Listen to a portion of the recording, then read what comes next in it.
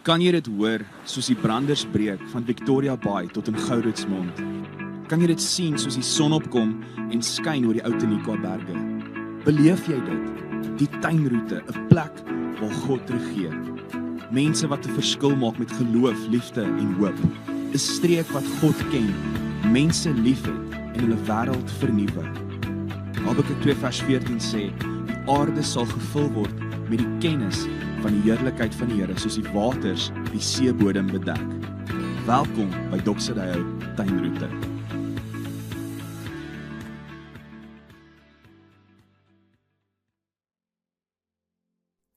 Goeiedag vriende, baie welkom by Doxydeo Tuinroete se aanlyn boodskap. As ons nog ontmoet het nie, ek is Gerard. En dis vir my 'n groot voorreg om vandag saam met jou te kuier, terwyl ons aangaan met ons reeks Wanneer Liefde Werk. Maar net voordat ons verder gesels daaroor, kom ons bid eers saam. Hemelse Vader, baie dankie vir hierdie versekering wat ons kan hê van u liefde. Dat u liefde aan ons bewys het deurdat Christus sy lewe gegee het terwyl ons nog sondaars was. En dat die liefde van God nou in ons harte uitgestort is deur die Heilige Gees wat u aan ons gegee het. Dankie vir u liefde. En dankie dat u liefde 'n krag is wat in ons lewens werk. Ons stel onsself nou wyd oop. Ons kom gee ons harte opnuut vir u. En ons kom bid, Here, werk verder in ons lewens deur die krag van u liefde. Ons bid dit in die naam van Jesus en tot eer van die naam van Jesus. Amen. So ons tema vir die hele kwartaal is wanneer liefde werk. En kom ons herinner mekaar net weer daaraan, want dit is so wonderlik. Die liefde van God wat ons leer ken in Jesus, die feit dat God mens geword het, 'n naam gekry het, Jesus, 'n gesig gekry het, die feit dat ons nou God se liefde in Jesus kan leer ken, word ook 'n vennootskap van die Gees. Dis mos hoe Paulus hierdie 2 Korintiërsbriewe eindig, die genade van die Here Jesus Christus en die liefde van God en die gemeenskap van die Heilige Gees bly met julle. Is dit nie, vriende, 'n geweldige, ek wil amper sê 'n oorrompelende, maar in 'n goeie manier, gedagte, dat ek en jy deur God in 'n vennootskap met sy Gees gestel is.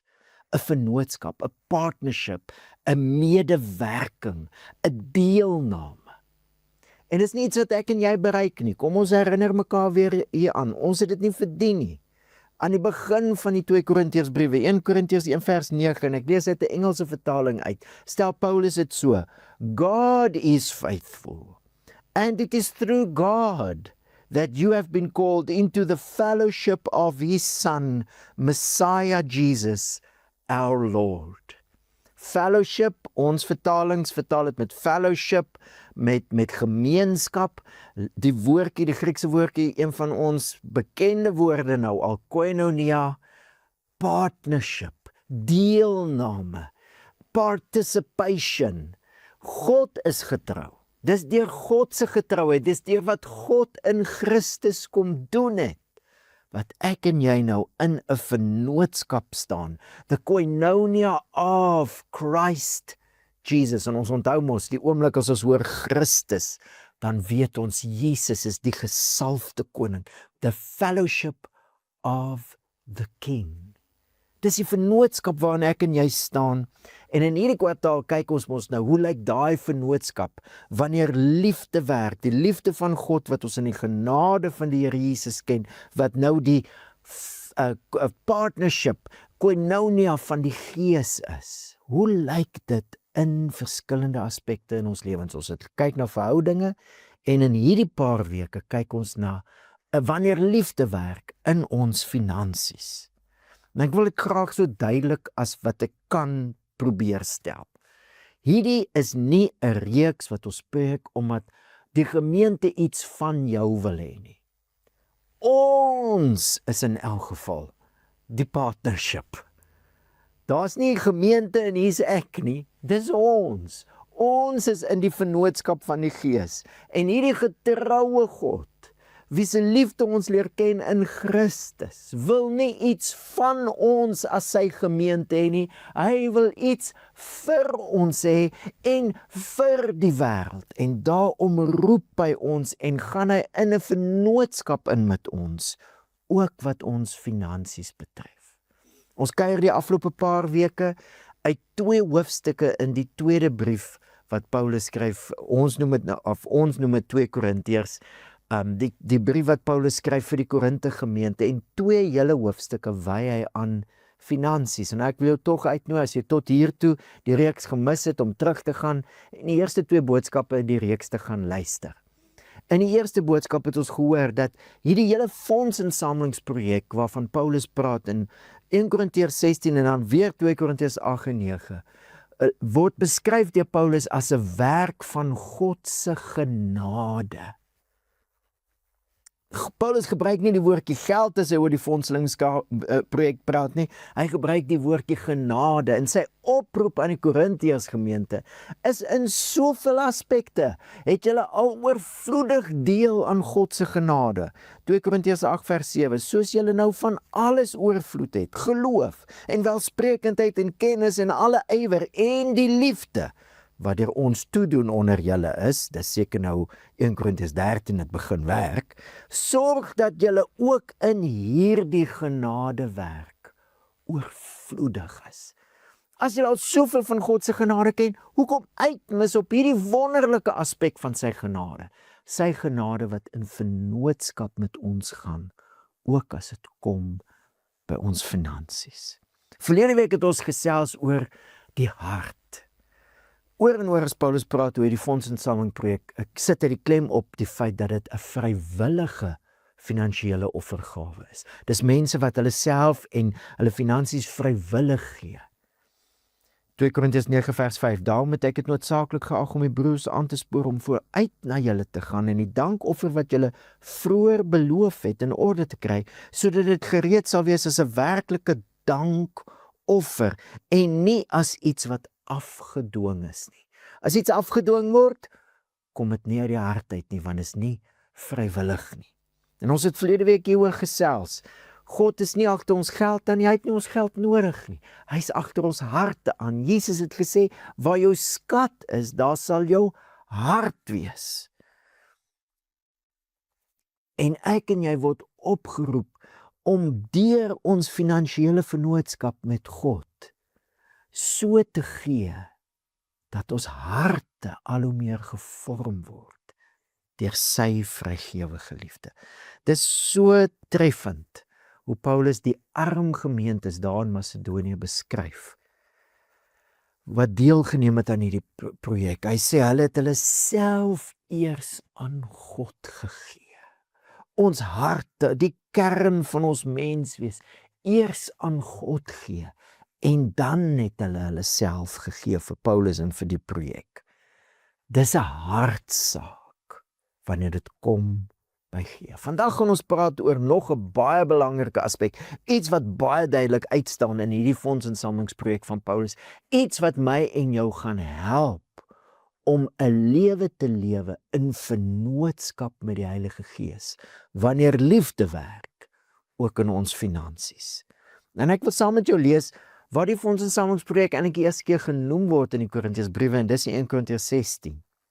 Ons lees van vers 1 af tot vers 9. Wat die insameling vir die heiliges betref, die reëling wat ek in die gemeentes van Galasië getref het. Met ander woorde, was nog 'n provinsie, né, wat deelgeneem het aan die fondsinsameling, die gemeente in daai provinsie van Galasië, nie net die Korinte en Agaia en die mense, die gemeentes in Macedonië nie. Maar Paulus het 'n reëling getref met hulle wat hy nou ook met die Korintiërs tref. Moet julle ook so uitvoer.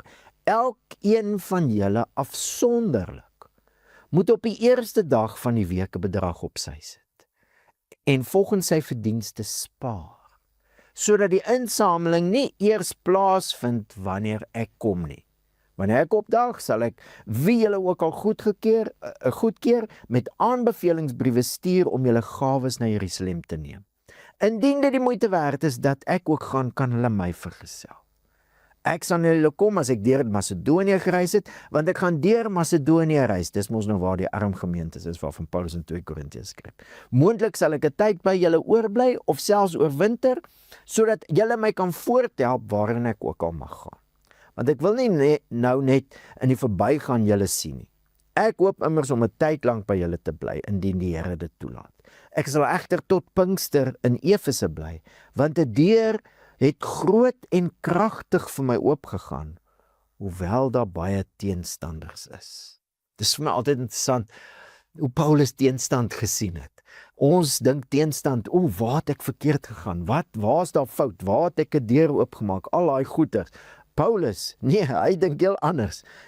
Teenstand is deel van wat gebeur as die Here 'n deur oopmaak.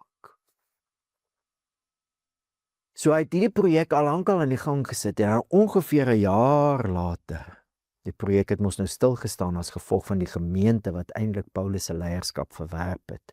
Nou lyk dit of die verhouding begin herstel. 'n jaar later of langer skryf Paulus weer oor dieselfde projek in 2 Korintiërs 8 en 9 en ons lees net vers 10 en 11 van hoofstuk 8. En ek gee my mening hieroor, want dit strek julle tot voordeel. Julle wat reeds 'n jaar gelede begin het, om dit nie net te doen nie, maar dit ook te wil doen. Voltooi dan nou ook die taak, sodat net soos julle bereidwillig was om dit te wil doen, julle ook bereidwillig sal wees om dit te voltooi uit wat julle het. Want as daar bereidwilligheid is dit aanneemlik volgens wat 'n mens het, nie volgens wat jy nie het nie. So Paulus stel nou weer die draadjies op van hierdie projek en hy moedig hulle aan om nie net te wil nie, maar om die projek te voltooi. En wat my opval in die eerste skrifgedeelte en in die tweede skrifgedeelte is die beplanning wat dit geverg het. Orals is daar beplanning. Ek wil dink gou so 'n bietjie. Hy sê elkeen moet op sy eie 'n bedrag op sy sit. As hy in 2 Korintiërs 9 hieroor skryf, dan sê hy elkeen moet gee wat hy in sy hart voorgenem het. So daar was 'n besluit. Jy moes gaan dink en jy moes besluit. Op die eerste dag van die week moes jy 'n bedrag eenkant sit en dit spaar, sodat dit kon gaan vir hierdie dankoffer. Dink gou so 'n bietjie saam. Meeste van die mense het 10-10-1 daaglikse lone gekry. So die eerste dag van 'n nuwe week, kyk jy nie in die eerste plek oor, hoe gaan ek hierdie week, how am I going to make ends meet nie. Nee, in die eerste ding wat ek doen op die eerste dag is ek sit 'n bedrag uit. So ek moes natuurlik die hele vorige week aan die dag gedink het. Wat gaan ek bespaar? Dis 'n dink en 'n beplan. Dink aan al die beplanning wat ingegaan het met die vervoerreëlings, né? Ek bedoel, hulle moes nou daai som geld wat die Korinte gemeente en die Macedonië gemeente en die Galasiërs gemeentes, hulle moes dit omskakel in seker muntstukke of talente wat hulle moes vasbind om mense se lywe. Mense moes hulle self bereidwillig verklaar. Daar moes aanbevelingsbriewe geskryf word vir hierdie mense sodat niemand iemand kan blameer nie. Jy weet mos as dit kom by geld. Dis 'n sensitiewe ding. En Paulus skryf nogal, hy sê as hy oor hierdie aangeleenthede skryf, 2 Korintiërs 8 sê hy, want ons is bedag op wat reg is, nie net voor die Here nie, maar ook voor mense. Bedag, deurdink, ons het dinge deurdink. Hierdie is goed voor die Here en dit gaan goed wees voor mense, as ons hierdie ding so doen. Deeglike beplanning en die uitvoering van daai planne. Sien dit selfs in Paulus se reisplanne. Natuurlik werk planne nie altyd uit soos wat 'n mens hoop nie. Dit lees ons ook van in 2 Korintiërs.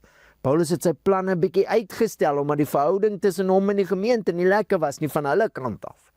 Dinge werk nie altyd uit nie. Maar jy moet beplan. En vriende, dit is vir my so anders as ek dink aan hoe ons baie keer dink oor gee. Vir meeste mense klink dit vir my, en ek sien dit baie keer in my eie lewe, is gee iets spontaan, in die oomblik. Baie keer as iemand vra, baie keer emosioneel. Nie beplan nie, in die oomblik. Baie keer is dit uit wat ek oor het. Sorry, ek kan nie nou help nie, want ek het niks oor nie. Nie beplan nie. Baie keer is dit nie 'n manier van lewe nie, want dit het nog nie oorgegaan in iets wat ek beplan en bestuur nie. Om te gee. 'n Plan om te gee en 'n hou by daai plan. Dit laat my sommer 'n bietjie dink ook aan ander vooropgestelde idees wat ek baie keer hoor as ek hoor hoe mense praat oor gee. Ek hoor baie keer, ja, dis mense wat oorvloed het wat kan gee. Dis die ryk mense wat kan gee. Nou kom ek sê dit sommer vir jou reguit, my ondervinding is presies wat Paulus hier skryf. Dis baie keer die mense wat amper nie eers iets het nie, wat oorvloedig is in wat hulle gee. En baie keer is dit ook 'n blokkasie in mense se koppe. Ja, maar ek het nie baie nie, so wat ek het om te gee is baie min, en die bietjie gaan nie 'n verskil maak nie. En ek dink dis waar ons verkeerd dink. Onthou, as ons gee, is dit 'n vennootskap met God. God kan met 'n bietjie baie doen. Ons het baie sulke stories. Dit is baie interessant, hoe Markus skryf dat Jesus op 'n stadium, Markus 12 vers 41 tot 44, dat Jesus gekyk het wat mense in die skatkis gooi daar by die tempel. Dit bly vir my vreemd, dat Jesus daarin belangstel. Selfs Jesus wat met ons praat oor waar ons skatte is, sal ons harte wees. En dan kom 'n arm vroutjie wat 'n penning ingooi. Nou, kan jy sien wat ek hier hou? Ek hou niks nie. Maar dit is amper hoe dit sou lyk wat sy gegee het. Jy sal dit amper nie eens gesien het nie. En Jesus sien en hy sê sy het die meeste gegee van almal. Soos vooropgestelde idees, en baie keer dink ek van daai vooropgestelde idees en van die maniere wat ons dink oor gee, keer ons om uit te kom by 'n lewe van gee. En meestal word gee net 'n spontane ding wanneer ek kan. Wanneer ek so voel, of soos mense sal sê, gelei voel. En dit word nie 'n ding wat ons beplan nie. En vriende, jy kan nou gaan kyk, gaan lees weer die skrifgedeeltes. Ek wil jou vra om dit te doen. Gaan lees weer en kyk na die beplanning wat hier ingegaan het. Sonder beplanning bly gee baie keer 'n goeie intensie, iets wat ons af en toe doen. Maar ons lewens word nie 'n vennootskap met die Heilige Gees wat ons finansies betref nie, want ons beplan nie 'n lewe van gee nie. En ek wil jou hiervoor uitnooi vandag, om hieroor te gaan dink. Wanneer liefde werk in ons finansies, is dit om nie net 'n intensie te hê van ek wil iemand wees wat gee nie, maar om volsirkel te gaan, soos Paulus hier die Korintiërs gemeente aanmoedig. En die enigste manier wat jy volsirkel gaan, die enigste manier wat jy nie net by goeie intensies bly nie, maar wat dit oorgaan na 'n leefstyl, na 'n manier van lewe, die enigste manier wat jy gaan oorgaan, is jy moet beplan daarvoor. Jy moet 'n plan hê daarvoor, en jy gaan daai plan moet uitvoer. Jy kan na enige finansiële adviseur toe gaan, en ek weet daar's baie opinies oor beleggings, daar's baie opinies as dit kom by finansies. Maar wat alle finansiële adviseurs vir jou sal sê, if you fail to plan, you plan to fail. En dan is dit vir my baie interessant. In die Ou Testament al, het God sy volk beveel om te beplan, om te dink oor hulle finansiële lewens. Daar was duidelike opdragte, maar die opdragte was persentasie. Nou die oomblik wat jy van persentasie praat, moet jy kyk na wat jy inkry, jy moet daaroor dink. Dan moet jy beplan, want hoe werk jy 'n ding uit, 'n persentasie, as jy dit nie uitwerk nie? Jy moet daaroor dink. Dit is 10% van dit. Dis 'n beplanding. In die Ou Testament al het God hierdie opdrag gegee, baie interessant. Die opdrag wat hy sy volk gegee het, was om eerste te gee, 10%, dan 10% te spaar, en dan van 80% te lewe.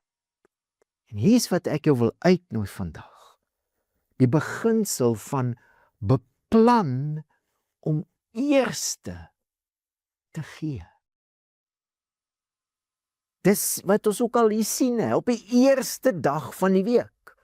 Sit op sy. Ja, maar dit kan miskien die week gebeur, of dit kan gebeur, of ek weet daai ding gaan gebeur, en dit moet ek koop. Eerste. Beplan eerste die gee. Natuurlik, Paulus skryf dit ook hier, volgens wat jy het, nie volgens wat jy nie het nie. Praat jy nou van om skuld te gaan maak om eerste te gee nie, dit sal dom wees. Praat van beplan wat jy het, en beplan eerste gee. Hoekom is dit so belangrik? Ons het verlede week hieroor gesels. As Jesus praat oor die skat in die hart, dan sê hy, soek eers die koninkryk van God en sy geregtigheid, die missie van God, waarin ons nou in 'n vennootskap staan. Ek wil kan jy 'n bietjie hier aan dink. Vriende, dink gou 'n bietjie hier aan. God het gekies om die werk van sy kerk te befonds. Op een manier. Ek wil God, hy besit alles. Alles is syne. God het gekies om die werk van sy kerk, sy koinonia, sy vennootskap op een manier te befonds. En dis deur mense wat gee. Dis hoekom ons vandag hier is, as 'n Doxa tuinroete. Dis hoekom die kerk van Jesus vandag reg oor die wêreld gemeentes plant en mense lei, dit word alles befonds op een manier. Dis deur mense wat gee. God het gekies om ons sy vennote te maak, ook in ons finansies vir sy werk. En Jesus sê, soek eers die koninkryk van God en sy geregtigheid. En dis wat ek jou wil uitnooi. Ek wil jou uitnooi tot 'n beplanning en 'n uitvoering waar jy eerste beplan om te gee. En dan eerste gee. Soek eers die koninkryk van God en sy geregtigheid. As ek kyk na die bietjie ondervinding wat ek het met mense en begrotings, dan lyk dit vir my begrotings loop gewoonlik anderste om. Gewoonlik eerste skuld, en dis goed om jou skuld te probeer afwerk, maar gewoonlik eerste skuld en spandeer, miskien spaar, en dan, as daar iets oor is, gee. En ek wil jou net uitnooi om te hoor, wat is eerste? Is eerste ek, want dis hoekom ek baie keer skuld gemaak het, ek of my gesin. Eerste ek, dis hoekom ek spandeer, of my gesin. Eerste ek, my gesin, dis hoekom ek spaar. Laaste, ander. En daai tipe beplanning en daai tipe finansiële lewe is mos nou natuurlik presies die teenoorgestelde as soek eers die koninkryk van God en sy geregtigheid, en al die ander dinge sal vir jou bygevoeg word. En daarom wil ek jou uitnooi. Ek wil jou uitnooi om hieroor te besin. Hoe lyk jou finansiële plan? En in ons kampusse bied ons nou kursusse aan vir mense om te help om 'n finansiële plan te lê. Wat is die detail van jou finansiële plan? En wat prioritiseer jy in jou finansies? Dit gaan nie van self gebeur nie. 'n Plan en die uitvoering van 'n plan gaan nie van self gebeur nie. Dit moet intentioneel beplan word en dan gaan daai beplanning intentioneel uitgevoer moet word. Anders bly ons by goeie intensies. En dis waaroor hierdie gedeelte in hoofstuk 8 gaan wat ons gelees het. Daar's 'n bereidwilligheid. Daar's 'n gewilligheid in jou om iemand te wees wat finansiëel deel is van die vennootskap van God se koninkryk. Deelneem, jy's klaar deel. Deelneem aan die vennootskap. Daai lewe leer lewe. As klaar die gewilligheid. God het dit 10-10-1 klaar in jou gewerk. Maar hoe gaan daai intensie nou 'n manier van lewe word? Jy gaan dit moet beplan. En dan gaan jy jou plan moet bestuur. En ek wil uitnooi, vriende, een van die vrug van die Gees, die liefdevrug van die Gees, een van die aspekte van daai vrug is selfbeheersing. As dinge van self gebeur het, sou ons nie selfbeheersing nodig gehad het. Dit gaan dissipline vat. Maar dis die punt. Hierdie hele uitnodiging is 'n vennootskap van die Gees. Bid daaroor. Vra dat die Heilige Gees wat klaar die goeie wil in jou gesit het, jou nou help om hierdie wil te begin uitvoer. Vra dat hy jou help om hieroor te dink en dan gaan sit jy en beplan. En as jy dit saam met jou gesin kan doen, nog beter, gaan sit en beplan hoe jy, wat jou finansies betref, God se koninkryk eerste kan sit. Bid daaroor. Dis 'n vennootskap met die Gees. Is dit nie eintlik baie sleg dat meeste van ons begin bid oor ons finansies as daar moeilikheid is? Baie van ons, wanneer die pop op die fan stryk, dan roep ons die Here aan en dan soek ons sy vennootskap. En ek sê nie dis verkeerd nie, maar ek dink nie dis hoe om 'n vennootskap behoort te werk nie. Die Heilige Gees het jou deel gemaak. God het jou gekies om saam met jou te werk vir sy koninkryk. Jy's deel van die gemeente. Die gemeente deur wie God hierdie wêreld wil vul met sy heerlikheid. En deel van daai vennootskap is ook ons finansies. Vra die Heilige Gees om jou te lei. Bid daaroor. En ek weet vir party van ons is daar eintlik 'n onregverdige voordeel. Party van ons het so groot geword. Hoe het iemand gesê, waardes word nie geleer nie, dit smeer af. Dis hoe dit vir my was. Ek het nie geleer omdat iemand vir my gesê het jy moet nie. Ek het dit gesien by my ouers. Eerste die koninkryk van God. Hoe? Persentasie. Ons het geglo, ons gee 10de van ons inkomste. Gee ons eerste. En daai manier van lewe het ek net mee aangegaan, want dit is vir my hoe die lewe is, saam met die Here. Ek besef, vir baie van ons is dit nie so nie. En dan het jy nou geleentheid om 'n eerste tree te gee. Hoe lyk daai eerste tree? Ek wil jou uitnooi om hieroor te dink. Die liefde van God is nou ook die gemeenskap van die Heilige Gees. En jy kan nou ook, soos Paulus vir die Korintiërs gemeente sê, oorvloedig word in hierdie genadewerk. Maar het jy gesien wat sê Paulus daar? Sorg daarvoor. Julle moet sorg daarvoor. Ek en jy moet sorg hiervoor. Ons moet die verantwoordelikheid opneem. Ons is in hierdie vennootskap van die Heilige Gees. En verantwoordbaarheid en help baie keer in verantwoordelikheid. As jy saam met jou gesin kan sit, hê die gesprek. Hoe kan ons 'n eerste tree gee? En beplan dan daarvoor. Wat kan ons eers gee? En ek wil jou uitnooi om te dink aan persentasie. Besluit op 'n persentasie wat jy kan gee eerste om deel te neem aan die koninkryk van God. En begin dit dan uitvoer.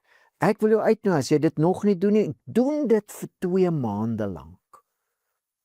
Baie belangrik, terwyl ons nou gesels en terwyl jy dit doen, elke maand, as jy nou moet die persentasie gee, kyk wat is in jou hart. Miskien is daar vrese. Dit is een van die dinge van geld, vriende. Geld wil vir ons waarborge gee, wat eintlik net God kan gee. Waarborge van sekuriteit, van ware geluk, waarborge van die toekoms. Ons vertroue is nie in geld nie, maar partykeer wanneer ons begin gee, wanneer ons besluite neem oor gee en dit dan begin uitvoer, dan kom ons agter wat in ons harte is. En onthou, God is getrou. Hy skryf ons nie af nie, hy het ons ingeskryf en hy wil ons harte al hoe meer in die hande kry en vorm na sy hart. Vriende, kom ek sê dit sommer nou net weer reguit, ons het dit laasweek ook gesê. Jy het nodig om beplant te gee.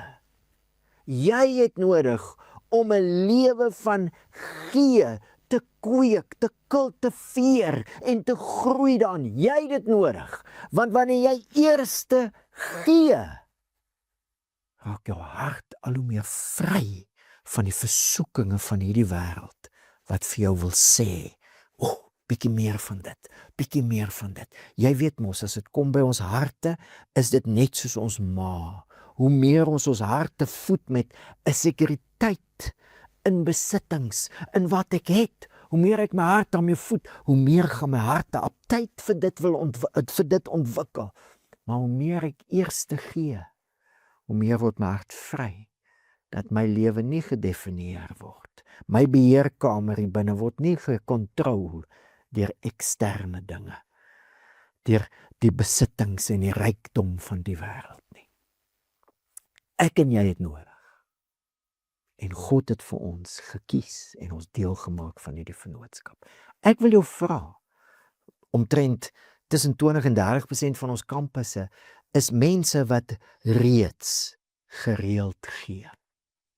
Ek wil jou vra, jy wat reeds gee, wil jy nie saam met ons bid vir ons ander vennote nie, dat die Here in hulle harte sal werk en dat die Heilige Gees hulle in staat sal stel om 'n finansiële plan op te trek en dit te bestuur, dat die koninkryk eerste gestel word. En natuurlik is daar van ons vennote wat nou in 'n situasie is waar hulle nie kan persentasie gee nie. Waar hulle finansiële situasie net so is, en baie van ons weet hoe dit is. Kom ons bid ook, dat God wat ryk is, om te voorsien, hy wat saad gee, hy wat brood gee, hy wat oorvloedig gee, sodat ons ook kan hê om volop te gee, dat God in ons vennote se lewens sal werk, en op watter maniere ook al, maar dat terwyl hulle in daai situasie is, dat hulle al klaar die besluit sal neem. Sodra ek kan begin, gaan dit my manier wees. Ek gaan die koninkryk eerste stel. Vriende, miskien het jy dit ook al agtergekom, in Doxadio is ons ook nogal sensitief as dit kom by geld, en dit net vanweë die konteks. Geld is baie keer so misbruik deur mense wat die evangelie verkondig het om hulle self te verryk. Ons het 1 keer 'n jaar 'n finansiële reeks, dis nou. Dan het ons 2 keer 'n jaar terugvoersessies vir ons vennote oor ons finansiële situasie. Ons praat nie baie oor geld nie. Iemand sê in die week, ja, maar julle het seker genoeg, want julle praat nie baie oor geld nie, maar hier is die punt. Ons praat nie baie oor geld nie, want ons vind nie mense moet gee uit emosionele opsweep in die oomblik nie. Ons wil hê mense moet ontdek hierdie lewe van vennootskap met die Here, ook in ons finansies. Ons wil hê mense moet ontdek dat God nie iets van ons wil hê nie. Ons wil hê mense moet ontdek die genade van God wat aan die werk is, saam met ons, en dat selfs ons finansies deel kan neem aan die vestiging van sy koninkryk. En natuurlik, in ons as 'n Doxodeo konteks, ons bedien ryk mense en arm mense. Baie van ons mense is gewoond aan sekere standaarde as dit kom by geboue, as dit kom by belewennisse, as dit kom by die omgewings waar ons saamkom. Baie van ons mense wil nie onder 'n boom by mekaar kom nie. Baie mense in ons omgewing wat ons wil bereik met die evangelie, gaan ons nie op 'n ander manier bereik nie. En daarom wil ek jou uitnooi, elke keer as ons in ons familie praat van 'n gemeenteplanting, elke keer as ons praat van betrokkenheid in ons omgewing, dis die motief. Ons geen ander motief as die evangelie wat nog mense wil trek in 'n vennootskap in, sodat hierdie wêreld kan weet, Jesus is die Here. God is getrou, deur wie ons geroep is tot die gemeenskap, die koinonia, die partnership van Christus, die gesalfde koning. Ek wil saam met jou bid, en ek wil saam met jou die Here vertrou, as jy nog nie iemand is wat presentasie gee as 'n manier van lewe geleer het nie, wil ek saam met jou bid hieroor. Dit is net een manier wat jy dit leer. Dis soos bid. Mens leer bid deur te bid, jy leer gee deur te gee. Ek wil saam met jou bid. Hemelse Vader, dankie. Dankie vir die voorreg wat ons het om in elke faset van ons lewens geroep te wees tot 'n vennootskap met U, met Christus die Koning, vennootskap van die Heilige Gees. En dankie Here dat in ons wêreld waar geld so groot rol speel, dankie dat ons net weer ons harte vir U kan gee, soos daai gemeentes in Macedonië. Hulle het eers hulle self aan die Here gegee. En Here, help ons om sensitief te wees vir wat in ons harte aan die gang is. Dankie Here vir mense wat al ontdek het. En dankie vir U seën wat ons in staat stel. Dis net U genade om te kan gee, om gereeld, om so 'n lewe te kan lewe. En ons wil vandag bid vir vennote wat nog nie daai lewe ontdek het en leer lewe het. Ons bid Heilige Gees dat U wat die intensie klaar daar gesit het, die wil, dat U sal help om dit te voltooi. Ons bid dat U mense energie sal gee, wysheid sal gee om te gaan sit, om planne te maak. Mense sal help om miskien die moeilike gesprekke te hê. Miskien gaan dit 'n tyd vat om in 'n finansiële situasie in te leef waar hulle gewers kan wees. Maar ons kom bid vir mekaar vir dit, Here. Ons kom bid, Here, dat U hierdie manier van lewe sal groei in ons as 'n familie, sodat ons vrygewigheid 'n refleksie van U karakter kan wees. En ons sê vir U dankie vir hierdie voorreg, dat ons selfs deur ons finansies kan deelneem aan die koninkryk van God en sy geregtigheid. Seën ons, lei ons, en in dit alles, Here, word U verheerlik. Amen. Dankie vriende, dit was so lekker om saam met jou te kuier, en ek kuier weer saam met jou volgende week wanneer ons hierdie reeks afsluit.